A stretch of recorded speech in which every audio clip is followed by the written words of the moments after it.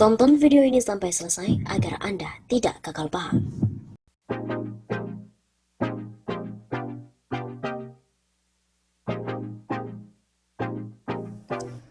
Kudeta demokrasi terjadi berkali-kali. Rezim ini tidak layak untuk dilanjutkan. Di era kepemimpinan Presiden Joko Widodo, kudeta terhadap demokrasi di Indonesia sudah terjadi berkali-kali. Hal itu disampaikan oleh analis sosial politik Universitas Negeri Jakarta atau UNJ Ubaidillah Badrun menanggapi pengambil alihan Partai Demokrat di bawah kepemimpinan Agus Harimurti Yudhoyono atau AHY, di mana melibatkan Kepala Staf Kepresidenan KSP Muldoko. Ubaidillah juga membeberkan beberapa contoh sikap rezim Jokowi yang mencerminkan mengkudeta demokrasi. Di antaranya adalah pelemahan KPK melalui revisi Undang-Undang KPK dan juga tidak mendengarkan aspirasi rakyat tentang Undang-Undang Omnibus Law. Sekelas NU dan Muhammadiyah yang menolak Undang-Undang Omnibus Law juga tidak didengar suaranya. Termasuk kami atau gerakan-gerakan lainnya itu tidak didengar dan ratusan mahasiswa demo menolak juga tidak didengar. Saya kira ini satu bencana demokrasi dan fakta kudeta demokrasi. Kata Ubaidillah dalam acara Serasahan Kebangsaan ke-41 yang diselenggarakan oleh DNPIM bertajuk Menyoal KLB Partai Demokrat yang beraroma kudeta pada hari Kamis 11 Maret yang lalu. Hal tersebut ditambah dengan upaya pengambil alihan kepemimpinan Demokrat yang melibatkan KSP Muldoko. Hal ini memperkuat satu analisis sesungguhnya rezim ini melakukan kudeta demokrasi, merusak tatanan demokrasi dan kemudian membuat demokrasi menjadi tidak sehat.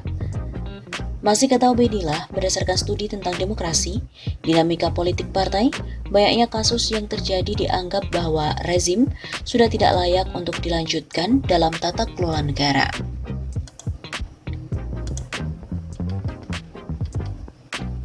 Dengan sekian banyak kasus yang tadi disebutkan, dari kasus korupsi, kasus kudeta demokrasi yang berkali-kali, maka sesungguhnya rezim ini sudah tidak layak sebagian untuk dilanjutkan dalam konteks tata kelola negara, tegas Ubaidillah.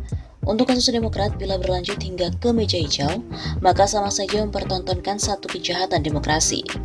Ini yang membuat pikiran publik sedih ketika generasi milenial mengatakan, ya penguasa buruk, partai-partai ini nggak ada gunanya, karena tidak memberikan contoh terbaik dalam mengelola negara, dalam mengelola politik misalnya. Tandas Ubaidillah.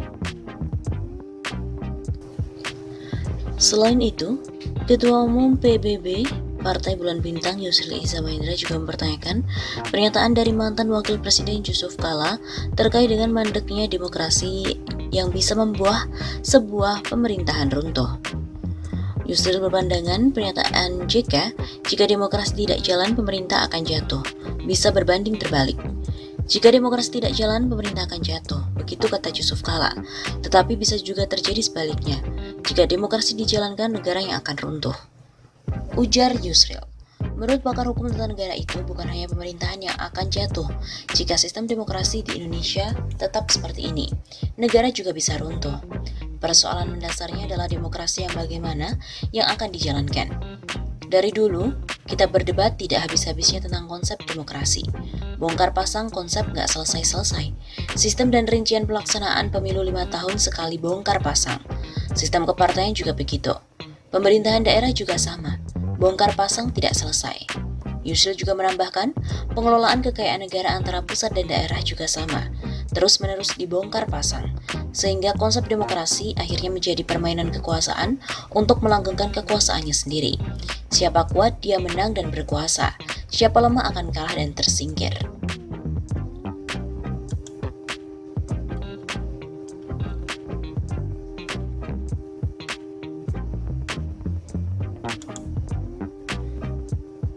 Selain itu, diketahui bahwa pasal karet penjegal demokrasi bukan hanya Undang-Undang ITE. Presiden Joko Widodo menggulirkan wacana untuk merevisi pasal-pasal karet yang ada di Undang-Undang Informasi dan Transaksi Elektronik atau Undang-Undang ITE. Kantor Hukum dan HAM Lokataru menilai masih banyak undang-undang bermasalah yang dapat merusak iklim demokrasi di Indonesia. Undang-Undang ITE dianggap bermasalah karena sering dipakai oleh pejabat publik atau masyarakat sipil untuk saling melaporkan atas dasar pencemaran nama baik di jagat maya. Aparat penegak hukum sering merespon pelaporan tersebut. Tanpa adanya seleksi yang ketat, menyebabkan banyak orang dibui karena undang-undang tersebut. Karena itu, Undang-Undang ITE dianggap sebagai dalang merosotnya indeks demokrasi Indonesia. Sejak tahun 2018, dua kelompok terbesar pelapor Undang-Undang ITE adalah pejabat publik dan juga masyarakat sipil. Pada tahun 2019, data yang dihimpun oleh SafeNet menunjukkan setidaknya ada 3.100 kasus Undang-Undang ITE yang kemudian dilaporkan. Data Koalisi Masyarakat Sipil menunjukkan sepanjang 2016 sampai 2020, tingkat conviction rate kasus pasal karet mencapai 96,8% atau 744 perkara, sedangkan tingkat pemenjaraan mencapai 88% atau 676 perkara. Manajer program Lokataru Foundation, Mirza Fahmi mengatakan bahwa perbedaan tipis antara jumlah pelapor warga dan pemerintah membuktikan bahwa masyarakat sipil sendiri gagal memahami dan mempraktikkan kebebasan berekspresi. Masyarakat sipil masih alergi terhadap kritik dan perbedaan, namun dibiarkan oleh pemerintah yang nampak meraup untung dari konflik warga yang berlomba-lomba mempolisikan sesama. Di momen politik besar seperti pemilu dan pilkada, kecenderungan ini melonjak berkali lipat. Sepak terjang buzzer sesungguhnya tak lebih dari efek samping dari kondisi mendasar saat mental gerombolan warga senantiasa memandang lawan kubunya sebagai pihak yang mesti dibungkam dengan segala cara. Lokataru juga setuju dan mendukung revisi pasal-pasal Undang-Undang ITE, namun hal itu tidak lantas menyelesaikan masalah demokrasi Indonesia. Masih ada beberapa undang-undang yang bisa digunakan untuk membungkam kebebasan berekspresi dan juga berpendapat.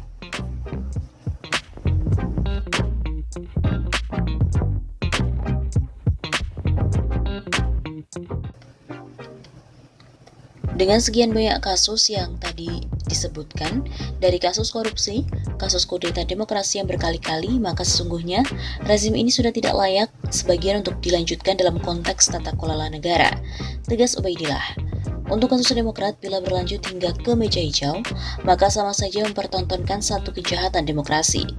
Ini yang membuat pikiran publik sedih ketika generasi milenial mengatakan, ya penguasa buruk, partai-partai ini nggak ada gunanya, karena tidak memberikan contoh terbaik dalam mengelola negara, dalam mengelola politik misalnya. Tandas Ubaidillah. Selain itu, Ketua Umum PBB Partai Bulan Bintang Yusril Iza Mahendra juga mempertanyakan pernyataan dari mantan Wakil Presiden Yusuf Kala terkait dengan mandeknya demokrasi yang bisa membuat sebuah pemerintahan runtuh. Yusril berpandangan pernyataan JK, jika demokrasi tidak jalan, pemerintah akan jatuh. Bisa berbanding terbalik. Jika demokrasi tidak jalan, pemerintah akan jatuh. Begitu kata Yusuf Kala. Tetapi bisa juga terjadi sebaliknya. Jika demokrasi dijalankan, negara yang akan runtuh. Ujar Yusril. Menurut pakar hukum tata negara itu, bukan hanya pemerintahan yang akan jatuh. Jika sistem demokrasi di Indonesia tetap seperti ini, negara juga bisa runtuh. Persoalan mendasarnya adalah demokrasi yang bagaimana yang akan dijalankan. Dari dulu, kita berdebat tidak habis-habisnya tentang konsep demokrasi. Bongkar pasang konsep gak selesai-selesai. Sistem dan rincian pelaksanaan pemilu 5 tahun sekali bongkar pasang.